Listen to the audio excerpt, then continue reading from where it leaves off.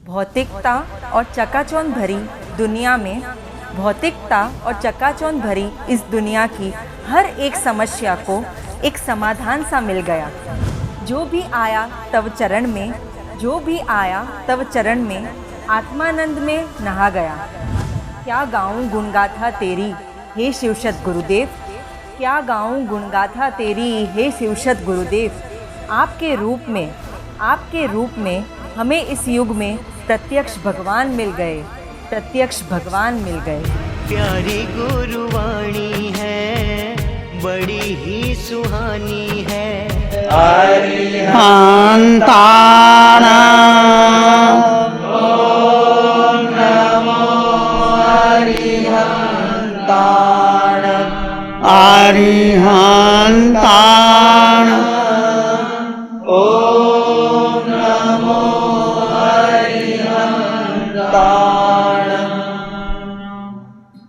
अरिहंत परमात्मा महाविद्य क्षेत्र में विराजमान, जिनकी अनंत अनंत कृपा हम सब पर बरस रही है, उस प्रभु के चरण सरोजों में अनंत अनंत आस्था के साथ नमन वंदन प्रार्थना कृतज्ञता के भाव। शासनपति भगवान महावीर, जिनका धर्म शासन धर्म संग धर्म तीर्थ में हम सब धर्म की डुबकी लगा रहे हैं, उस प्रभु की साधना को, ज्ञान को, उनकी तप को अनंत अनंत नमन प्रार्थना कृतज्ञता के भाव। प्रभु महावीर की वाणी की 12 भावनाओं के बारे में हम चर्चा कर रहे थे। पहली भावना अनित्य भावना। इस संसार नित्य नहीं है, प्रतिपल प्रतिक्षण बदल रहा है।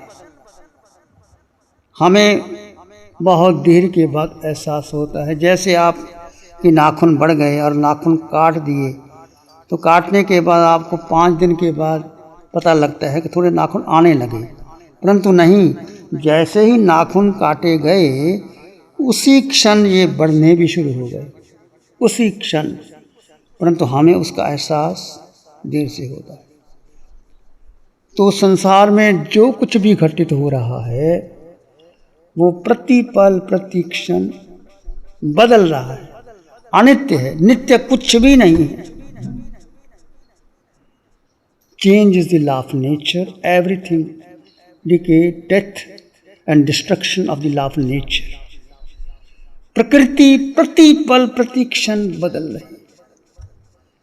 हमें लगता है कि सब ठहरा हुआ है, इस संसार में कुछ भी ठहरा नहीं है। ये शरीर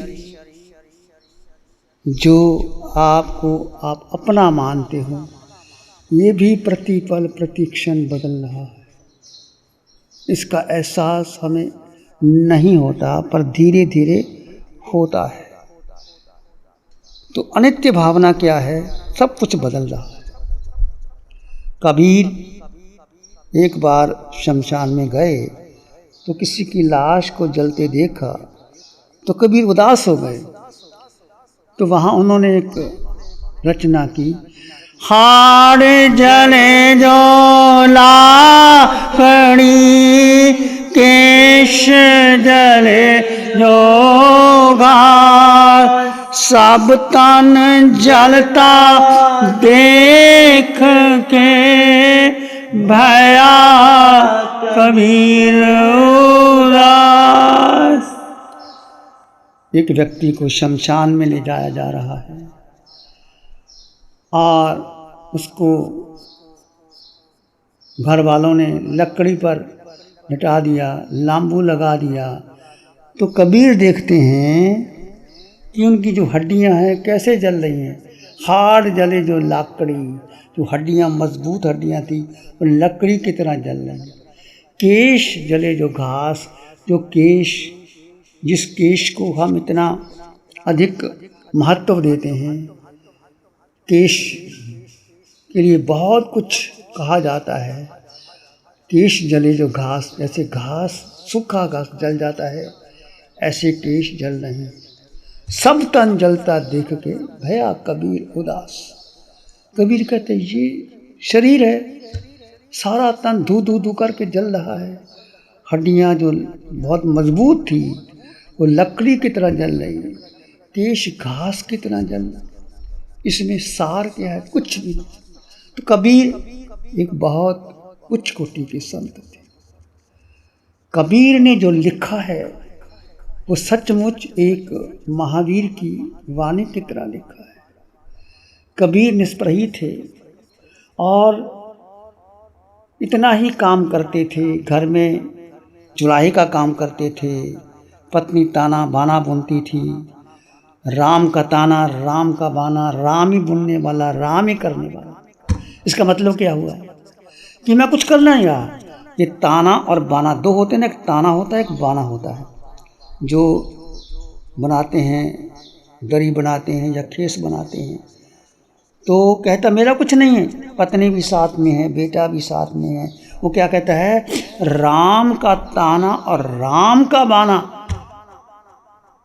राम ही बनाने वाला है, राम बेचने वाला है। जब चादर बन जाती थी तो किसी ग्राहक को ढूंढते थे, ये राम बहुत यत्न से चादर ओढ़ी, इसको ओढ़ ले, इसको ले ले। तो घट घट में राम ही देखते थे सब। तो हमें क्या शिक्षा मिलती है, राम कहो, रहमान कहो, आत्मा कहो, परमात्मा करो, सब कुछ आत्मा में देखो। उठते बैठते चलते सोते खाते पीते मेरे भीतर जो आत्मा है वो सत्य है, बाकी सब नाशवान है। और पहुँचे हुए कबीर थे, ज़्यादा पैसा भी नहीं था, कई बार तो खाने के लिए भी लाले पड़ जाते थे, भोजन भी नहीं होता था, पर संतोषी सदा सुखी। जिसके पास संतोष का धन है उसको पैसा ना भी मिले तो कोई फर्क नहीं पड़ता। ऐसे थे कबीर।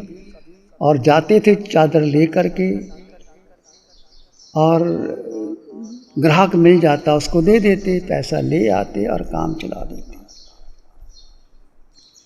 तो ऐसा कबीर कहता है अपने मन में, साईं इतना दीजिए जामे कुटुम समाए, मैं भी भूखा न रहूं पहुना भी भूखा न जाए। साईं परमात्मा इतना ही मुझे देना कि मेरा परिवार चल जाए और घर में कोई अतिथि आ जाए, कोई साधु आ जाए तो भूखा ना जाए। और कितना चाहिए बोलो आपको, इतना ही चाहिए ना। तुम्हारा परिवार चल जाए, कोई साधु आए, कोई अतिथि आए, कोई पहुना आ जाए, वो घर से खाली नहीं। ऐसा संतोषी व्यक्ति कबीर। साईं इतना दीजिए जामे कुटुम समाए, मैं भी भूखा न रहूं पहुना अतिथि साधु भूखा। और कबीर का बेटा कमाल उससे भी आगे, कमाल से आगे। बहनें चक्की पीसती हैं, आजकल तो ज़माना नहीं है, हमारे घर में चक्की होती थी, तो दाने डालते थे, चक्की पीसती थी, फिर आटा बनता था, फिर भोजन रोटी बनती थी। पुराने ज़माने में सब कुछ काम घर में ही होता था। तो चक्की पीसते पीसते कबीर को बहुत ख्याल आया। कबीर क्या कहता है, चलती चक्की देख के दिया कबीरा रोए, चलती चक्की देख के दिया कबीरा रो, दो पाटन के बीच में सावत बच्चा ना कोई। कबीर बहुत उदास हो गया कि चलती चक्की जब चलती है, जितना उसमें चना या कुछ भी डालते हो, गेहूँ बाजरा, तो दोनों पाटन के बीच में सब मैदा हो जाता है। कबीर को बहुत चिंता हुई, क्या करना चाहिए। उसका बेटा कहता है, चक्की चलती चलन रे सबका मैदा हो, कील से जो लगा रहे बालन बंका। कमाल अपने पिता को कहता है, पिताजी कोई बात नहीं, चक्की चलती चलने दो, सबका मैदा हुए, कील से जो लगा रहे बाल ना बांका कोई। बहुत महत्वपूर्ण बात। कील का मतलब समझते हो, चक्की के बीच में जो कील होती है उसके साथ जो दाना लगा रहता है, कुछ नहीं कर सकता, मैदा नहीं होता। कीले से जो लगा रहे बाल ना बांका। एक अध्यात्म का प्रकरण आता है। कील का मतलब क्या हुआ, कील का मतलब क्या हुआ। कील का मतलब जो अपने से लगा रहे, केंद्र बिंदु, अपना केंद्र बिंदु में आ गया, उसको कुछ बिगाड़ नहीं सकता। कि जो अपने में स्थित हो गया, भगवान कहते हैं कोई कर्म छू नहीं सकता आपको, कितना सुख आ जाए दुख आ जाए कुछ नहीं होता। कीले का मतलब संसार में जो चलता है होने दो, परंतु जो अपने में स्थित हो गया उसको कोई दुनिया की ताकत दुखी नहीं कर सकती। ऐसा बेटा और ऐसा बाप से बेटा सवाया हो जाता है कई। तो उसने ऐसा दुआ कहा कि कोई बात नहीं पिताजी, सबका मैदा होने दो। चक्की के साथ जो दाने लगे रहते हैं ना, उसको कोई बिगाड़ नहीं सकता। मतलब कील का मतलब जो मूल है, जो हमारा स्वभाव है, जो हमने बनना है, जो हमारा केंद्र बिंदु है, उसको छोड़ना नहीं। हमारी सबसे बड़ी भूल क्या है कि हमने केंद्र बिंदु को छोड़ दिया और आसपास के चक्कर में, संसार में, परिवार में, घर में, मौज शौक में, इंद्रियों में उलझ गए और 4 गति 84 लाख जीवा योनियों में हम फंस गए। इसलिए अनित्य भावना क्या है कि संसार में कुछ भी सार नहीं है, सब परिवर्तनशील है। ये देह कितना बदल गया। जब आप माँ के गर्भ में थे, जब अनु के रूप में आपका वहाँ प्रवेश हुआ, वो चित्र आपको दिखा दिया जाए कि ये तुम हो, तो क्या आप पहचान सकते हो? नहीं पहचान सकते। जब माँ के गर्भ से 9 महीने वो शरीर बना, जीव ने प्रवेश किया तो शरीर बना, जीव ना प्रवेश करता तो शरीर बन ही नहीं सकता था। ये आत्मा की मौजूदगी में 9 महीने शरीर बना। उस 9 महीने के बाद जब बच्चे का जन्म होता है, वो तस्वीर आपको दिखा दी जाए तो आप पहचान नहीं पाएंगे ये मेरी तस्वीर है। उसके बाद 2 साल, 5 साल, 10 साल के बाद आपकी तस्वीर जब आप 60-70 के हो जाते हैं, आप पहचान नहीं पाते। ऐसे कैसे जीवन परिवर्तनशील चलता चलता चलता कितना शरीर बदल गया। बचपन, जवानी, बुढ़ापा तीनों ही तुझ पे आए, पर तेरा भरोसा कुछ भी ना रहा। ऐसे हमारा जीवन प्रतिपल प्रति क्षण बदल रहा है। हमें लगता है कि मैं वैसा ही हूँ, मैं वैसा ही हूँ। मेरा नाम, मेरा बचपन, मेरी जवानी, मैंने ये कर दिया, वो कर दिया, ऐसा कर दिया। आदमी इतना ही उठाता, क्यों अभिमान करे प्राणी, थोड़े दिन की है जिंदगानी।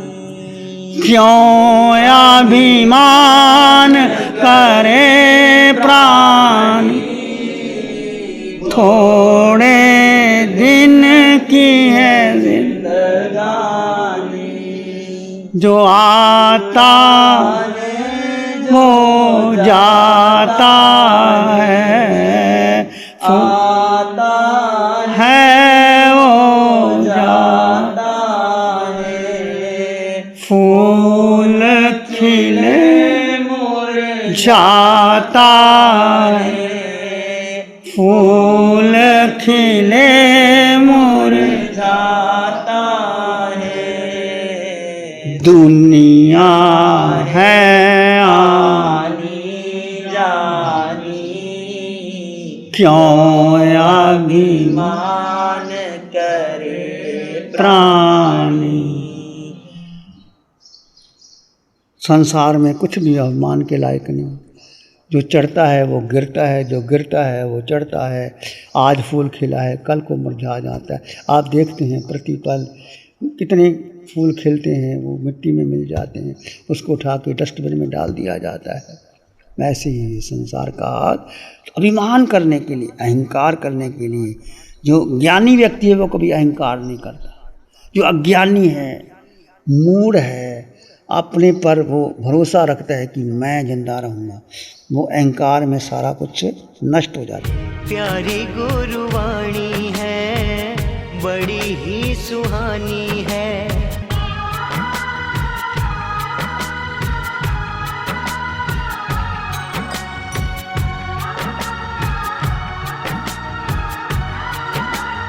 नमो अरिहंतानं नमो सिद्धानं नमो आयर्यानं नमो अभ्यायनं नमो लोये सत्साहुनं धम्म मंगलमुखिठम अहिंसा संयमो तव देवावित्तं नमन संति जस धम्म श्यामन श्री चत्तारी मंगलम अरहंता मंगलम सिद्धा मंगलम साहु मंगलम केवली पाणत्तो धम्मो मंगलम चत्तारी लोगुत्तमा अरहंता लोगुत्तमा सिद्धा लोगुत्तमा साहु लोगुत्तमा केवली पाणत्तो धम्मो लोगुत्तमा चत्तारी शरणं पवज्जामि सिद्धे शरणं पवज्जामि केवली पणत्तं धम्मं शरणं पवज्जामि चारि शरण दुख हरण जगत में और ना शरणा कोई होगा जो भव्य प्राणी करे आराधन उसका जर अमर पद होगा उसका सदा ही मंगल होगा। 60 सालों से अधिक समय से केजीओसी ग्रुप अपने हाई प्रिसिशन प्रोडक्ट्स जैसे staplers, staples, staple removers, paper punch, gun tacker, tape tool, pneumatic tool, industrial staples, stitch wire, scissor और किचन में यूज होने वाले कुछ प्रोडक्ट्स जैसे नाइफ, पीलर्स इत्यादि के द्वारा दुनिया के कंज्यूमर्स और अन्य बिजनेस पार्टनर्स को अपनी प्रोडक्टिविटी, एफिशिएंसी और क्रिएटिविटी निखारने में मदद कर रहा है। केजीओसी ग्रुप दुनिया के जाने माने लार्जेस्ट मैन्युफैक्चरर्स में से एक है जो कि अपने 4 ब्रांड्स कोहे, कंगारू, म्यूनिक्स और माइल्स के माध्यम से दुनिया के लगभग हर देश में उपलब्ध है। यह प्रोग्राम केजीओसी के सौजन्य से प्रस्तुत है। हमको ऐसी कृपा दृष्टि दे।